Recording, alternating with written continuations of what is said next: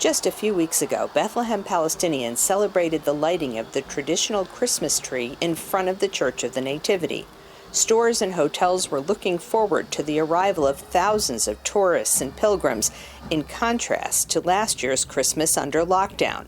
But then the COVID Omicron variant hit. Because of the pandemic, we have 67 hotels closed, more than 120 shops selling Oriental antiques and restaurants closed. There are craftsmen who closed their businesses and also employees who were working in these sectors who stopped their work. We are talking about great damage to Bethlehem and its economy as a result of the spread of the corona pandemic.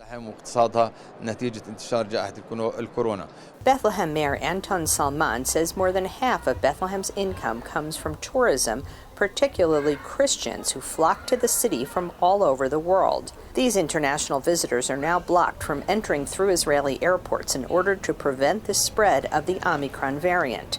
Today, the few international tourists in Bethlehem are people who already live and work in Israel, joining small groups of local Palestinian Christians. This time, it's very quiet. I think we are the only one group today from Tel Aviv. And that's the sad part of seeing the situation right now here in Bethlehem. The lack of Christmas crowds is also disappointing to those who plan to show off the recently finished decade-long restoration work in the Church of the Nativity. So it was not restored for like 500 years, and the roof, which you see, was in a very bad shape. Water was, just dropping down, destroying the beautiful mosaics and the plaster of the church. We have 1.4 million small mosaic pieces, imagine, which have been cleaned and restored. Then we did the paintings on the 52 columns. We had like 400 experts from all over the world working with Palestinian architects and workers.